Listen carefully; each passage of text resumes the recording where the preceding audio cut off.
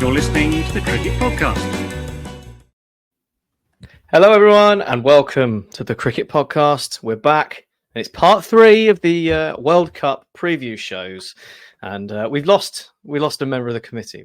We're doing this at pace in an agile manner throughout the day because the IPL finished late and left us with very limited time to get through 20 teams worth of previews. But we're making good progress.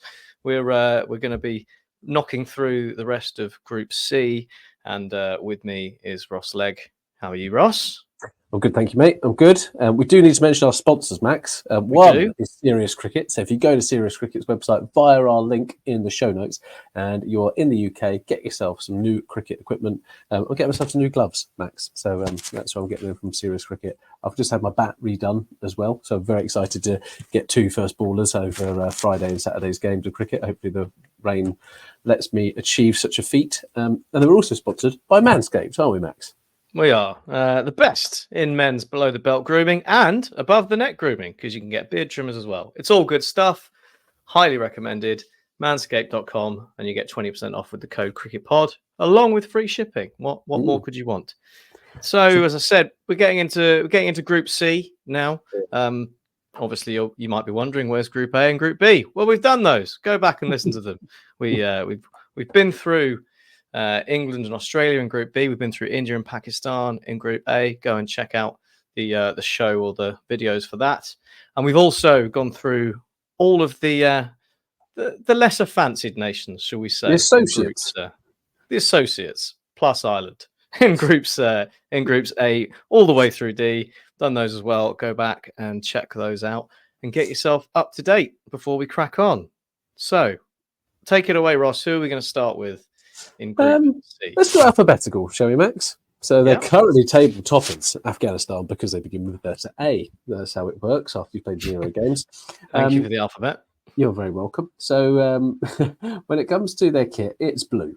That's with the kind of it's got the map on it, Max, which I quite like. They've taken the Lahore Calanders kind of approach. It's not quite as bold; it's a little bit understated.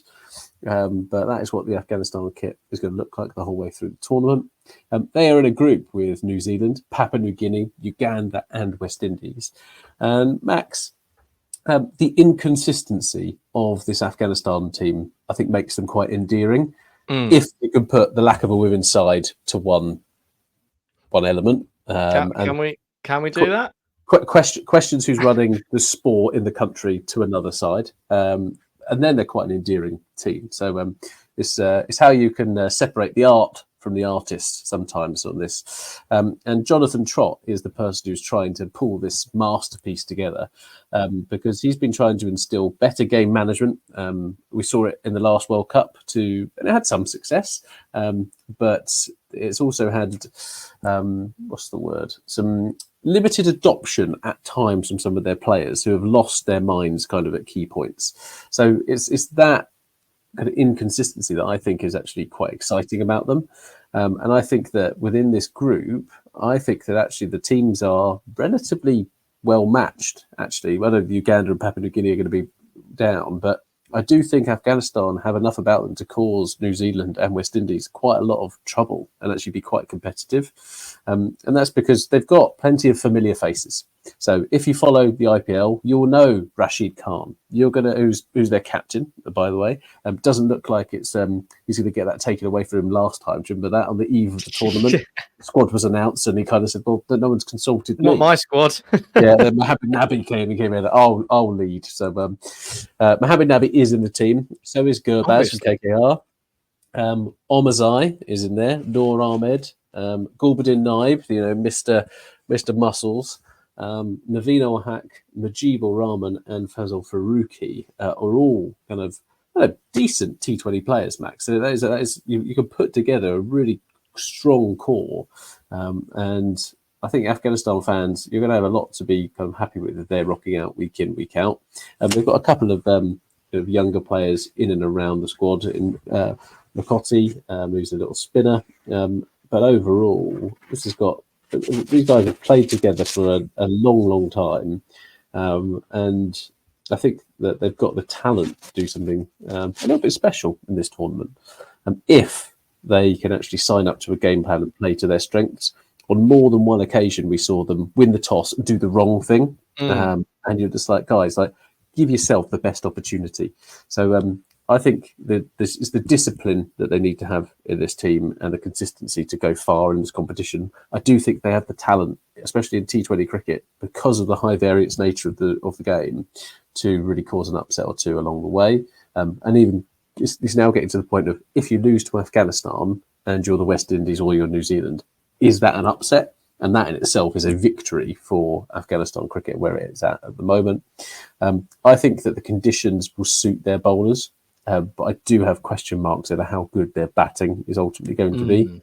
Gurbaz and the Zadran brothers really don't fill me with all the confidence in the world that they can chase down massive scores. But we have seen Nabi, Rashid Khan, Omazai to a certain extent, be able to flex their kind of muscles and kind of propel them to decent scores. But that's where, Max, I think they're going to lack the consistency. Are they going to be the team that's posting 180 to 220 every single game? I doubt it. They kind of remind me of like a spin bowling version of Pakistan in a way, but without the quality of Rizwan and Babar Azam. Just going at 120. Yeah, just not quite as good, but still going at 120. Gurbaz aside, who's a good player, I think what you're saying about Afghanistan being like sort of, I guess, treated as equals, I suppose, on the world stage, and it not being a shock is a good one. And I think you can see that in the number of players in this squad who we recognise from franchise T20 cricket. Like, you've got Rashid Khan, obviously, how fit he is after his back injury and surgery and not a great IPL. That'll be interesting to see. But Noor Ahmed been playing loads for Gujarat Titans and is fantastic. Fazal Haq Farooqi got picked up. Nabil al-Haq is a favourite of Dan Weston, of course. Gurbaz came in for KKR and, well, he's an IPL winner now. And Amarzai as well, who's basically got picked up to kind of replace Hardik Pandya. Didn't quite work out, did it? Didn't quite work out, but I don't think he did a terrible job when you compare with Hardik Pandya what he actually did for Mumbai Indians this year. So there's more recognition now, isn't there, around Afghanistan, and it's just the next step is seeing what's in the people coming through. I suppose those would be the likes of Noor Ahmed, because he's like well, 19, Rashid Khan's about 22 as well. So yeah, Rashid Khan's like 24, Noor Ahmed's 19. So they're the people coming through, I suppose. But they've been around for so long already. I suppose it's the batting element, isn't it, where you want to see the next guy come in and do the business. But yeah, I think there'll be a handful. Do you think they're good enough to be any more than third favourites to qualify in this group, though? So, one, I think the West Indies have got a big advantage because they're playing at home, right? And I think they're going to know the conditions. They've got some really, really good players. So they've got that home advantage. New Zealand always seem to win unless they're playing against Australia. And there's a bit there around that discipline that they have, and such a tight-knit group. They know how to win games of cricket, where I think they could grind out results even when things have gone against them. Afghanistan could easily take 3 or 4 really quick wickets against a New Zealand side or a West Indies side. Do they then have the wherewithal to actually capitalise on that? And we saw in the last World Cup that on some occasions, no, they didn't, and they let the game slip and let the game drift. So it's that game management that I'm looking for from Afghanistan on this one to really make that dent. If they can get that right, which I think they've got the players to do so, then there's no reason why they can't actually make that top 2 and get through to the next round of the competition, in my opinion. Good enough to challenge, possibly not good enough all round to actually follow through. Yeah, I think and follow through is definitely a way in which I've seen the fast food. As I think you don't know what you're going to get in this space, and so I think they're a burrito where you haven't bought it from a reputable place. However, street vendor burrito. Street vendor burrito is what I think Afghanistan are. It could be one of the best dishes of your life, but you could live to regret eating it. Okay. Yeah, get similar vibes to the Pakistan analogy. I think we should probably move swiftly on. You suggested we did alphabetical order, but I think we should immediately abandon that because I've got one and you've got another team left to go. So, well, we could say they're just Zealand, aren't they? Really? Yeah, They're not Zealand. really- Or we could do it like second name, first name, right? So next we're going to go for Indies West, and we'll follow that up with Zealand New. Nice. But we will be moving on to the hosts. It's rare you get to do wordplay, isn't it? When Jack's not around, you get to do wordplay. I'm in my element. I'm free. The shackles are freed. West Indies. So they're an interesting side because in the recent years in world cricket, they've not had a great time of things. They've sort of not actually had a time of things at all. They've barely even qualified. But they're also it's one of the only two teams to have won the T20 World Cup twice. So, there's pedigree. The kit's not officially been revealed as far as I can tell, but we know it will be a combination of maroon and yellow and it will look really good. So it doesn't matter, does it? They are coached by Darren Sammy and they are captained by Rodman Powell. And they're, like you said, that they're at home and they're good at home. They've won 4 of their last 5 T20 series at home, including a recent sweep of South Africa. Although you might not want to read too much into that because they didn't actually play most of the players that are in the World Cup squad, and because they were all coming back from the IPL.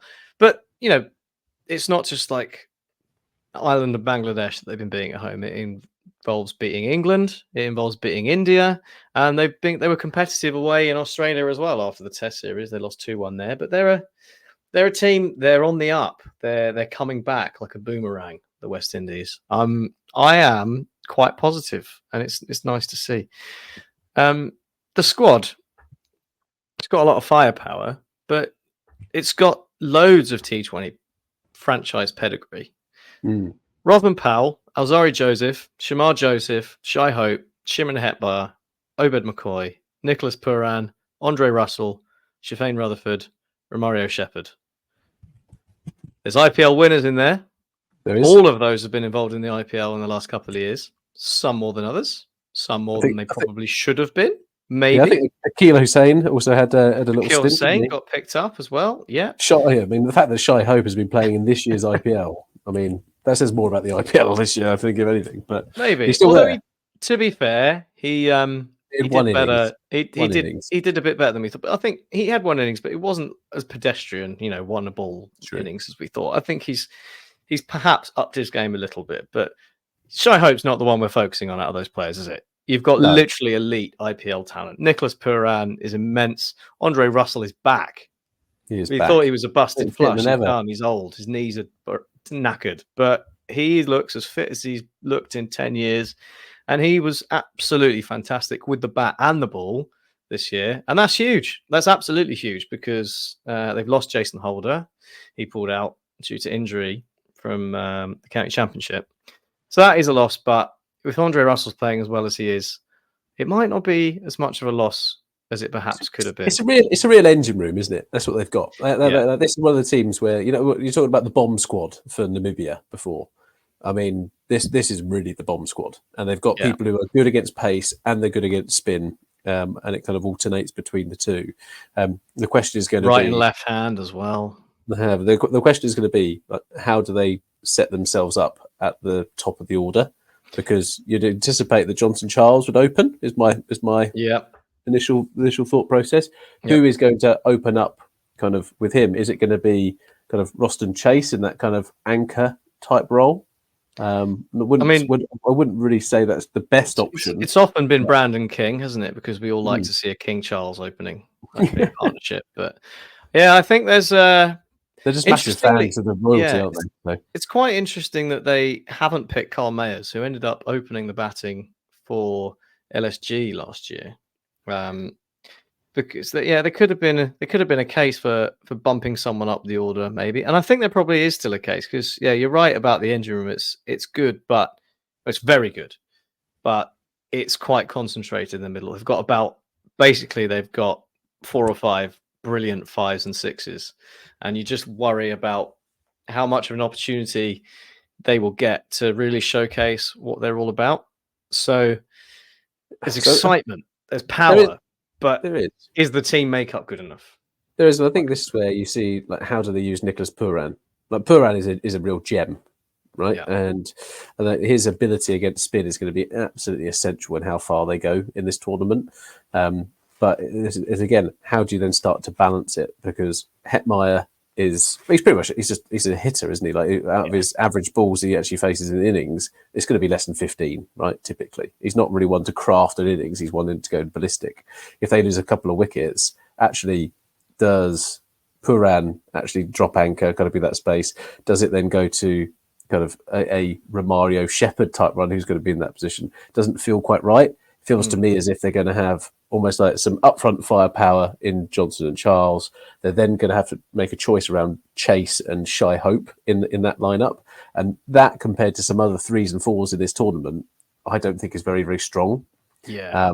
But then you've got coming in at kind of 5, you're going to have Puran, then you can have kind of someone at 6 and someone at 7. Maybe they don't have Chase and Hope in that space. They're going to have Hetmeyer, Powell and Russell in that 4, 5, 6. That's pretty formidable, right? Yeah. It's really good. It's just a question about what state are they in when they get there, and that's possibly my concern with the West Indies. But if they manage to find a way to fit it all together, something functional, then they could be a real force in this tournament. The bowling side. They're back to like number 9, really. Yeah, very, very deep. Like, Akil Hussain can hold a bat, no problem. So can Alzari Joseph to a degree. But yeah, the bowling side's interesting because it's kind of, I mean, raw talent in Shamar Joseph, but we haven't seen a lot of it in T20. He had a pretty chastening, one chastening experience in this IPL, but the ball was swinging and it looked like he could be really threatening, and he was a little bit unlucky with the way things went. It was a lot of edges and ended up going for loads of runs, but not necessarily his fault. Obed McCoy's blown a bit hot and cold recently after looking like he was the real deal, and Alzari Joseph is potentially lethal and potentially a disaster, right? Like he can really go for some runs, but also he can Mr. RCB cause people all sorts of problems. So you don't necessarily know what you're going to get with the ball, even though there's bags of talent there.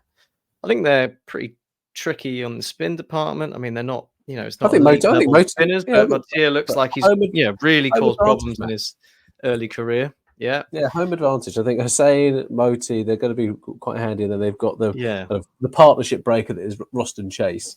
I just think, I think you're right that I'm not sure that West Indies actually know what their best bowling lineup is in this space. I think Obed McCoy is probably a better T20 bowler than Jason Holder is, but obviously a worse bat. But I don't think that's actually a problem in this team. I think they've got those all-rounders in that team. Yeah. So it'd be interesting to see if how they manage it. Because, as you say, Russell looked okay. He's expensive, but he was taking wickets in the IPL. And wickets are the main currency, right? Absolutely. Yeah. So it'll be, really, I'm really looking forward to seeing the West Indies and how they put themselves together, how they work, and it should be a lot of fun. But obviously the main thing we're here for is to compare them to fast food. And I think we've decided, given their predominance in franchises around the world, that McDonald's is the only thing that we can really offer them. It's something for everyone. The market. That's the marketing strategy that we have for the West Indies, and that's what they are. So West Indies, they'll get through. I'm backing them to get through, and I reckon they'll be at a stage where it looks like they may well qualify for the semi-finals. Possibly not quite make it, but I reckon they've got a good chance of surprising a couple of people. I hope they've got a dance. That's what I always want. So yeah. Anyway, right. So move on to New Zealand. Yes. And do we need to take a quick break, Max, or are we? No, let's power on through. We'll push this all out as Group C. Lovely. And get it done. Well, New Zealand is an interesting one this year, Max, because they've gone away from the black kit. They've gone with a teal and turquoise number, an aquamarine, if you like. It's so good. It's so got good. I New Zealand absolutely love it. It's got New Zealand written in big letters on the front, and I've Proper literally retro. I've got written down. It's an absolute banger of a kit. Yeah. They're literally the words. It's a throwback to the kit they wore in the 90s. I'd go as far to say, Max, as it wouldn't look out of place on the catwalk in Paris. That's how much I Ooh. like this kit. I think this is going to go. Has it got random bits sticking out from the shoulders as well then, and like a ridiculous hat? I just think it just works. In the group stage, they've got Afghanistan, New Zealand, Papua New Guinea, Uganda, and West Indies, as we've been talking about. And as always, these lads know how to win. Obviously, I've already made the joke about if that's against Australia, because they sometimes shit the bed when it comes against those. But the Kiwis who listen to this will already know that firsthand. And they've picked a squad, Max, that has 0 surprises in. There's not a single one, is there? The good news is that Conway is fit. So after missing the season in the IPL for CSK, Devon Conway's back. They've got Finn Allen, Rachin Ravindra, Mitchell, Glenn Phillips, Jimmy Neesham, Mark Chapman, and obviously captain sacrifice himself, Kane Williamson. That as a batting brigade is a pretty reliable one, right?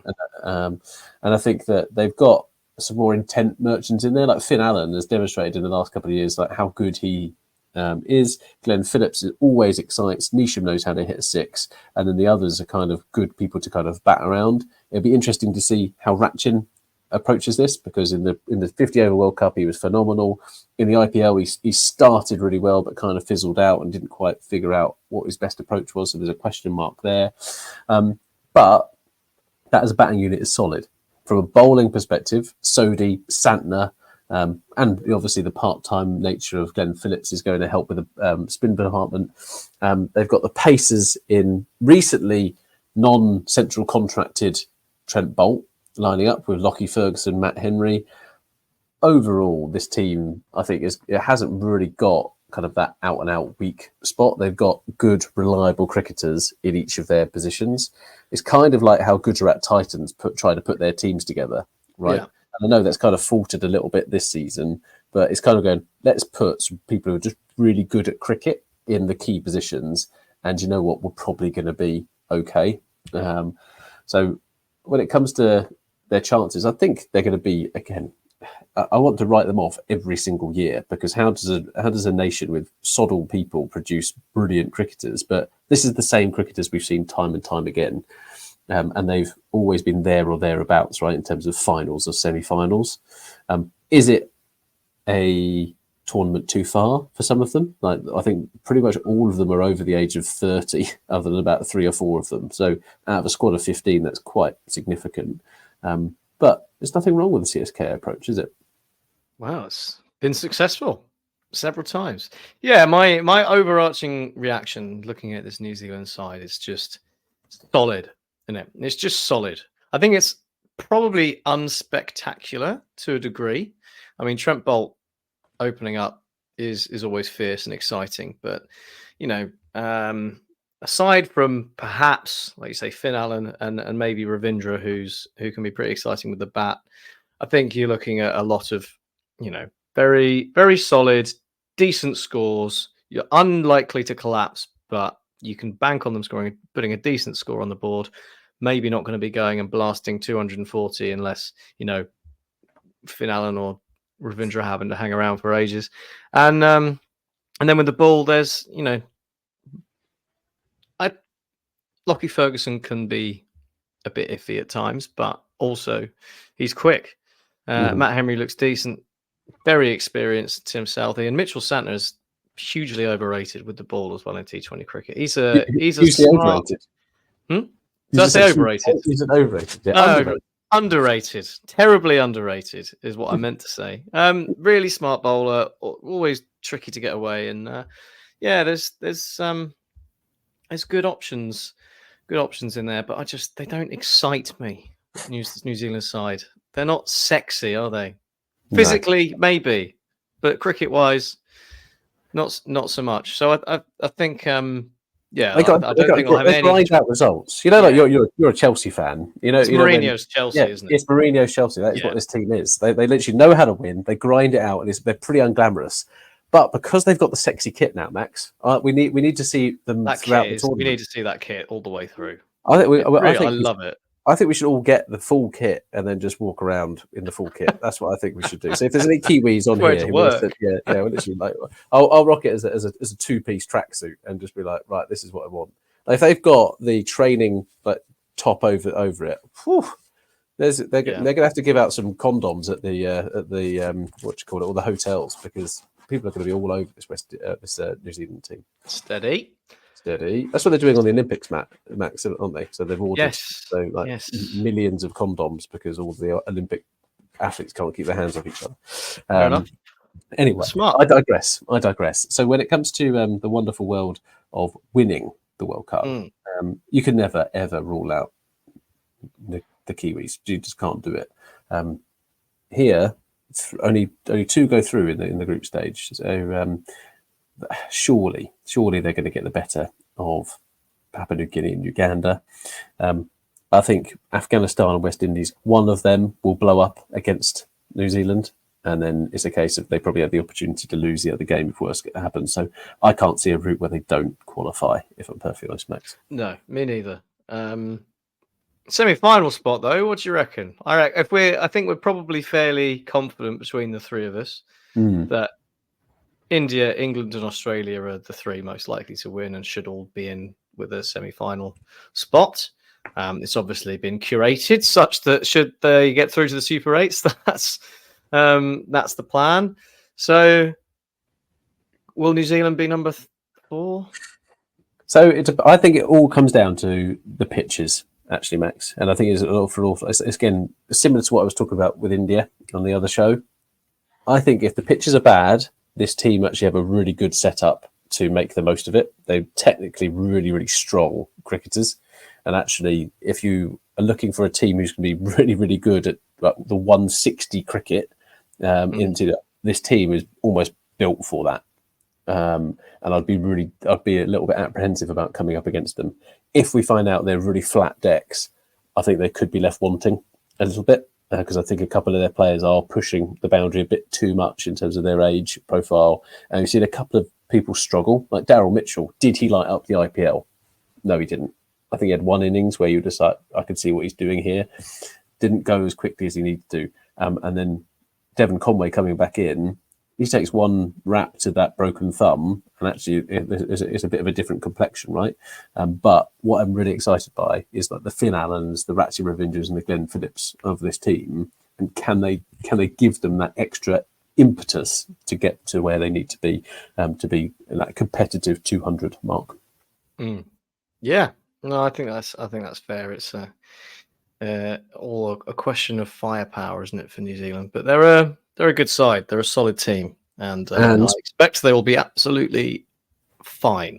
And that's why they're the reliable late night kebab, Max, as a fan. Oh, you know what you're going to get. Literally after a night out, you need a bit of a cuddle, and that late night kebab is the thing that gives you that cuddle, and so is this New Zealand team.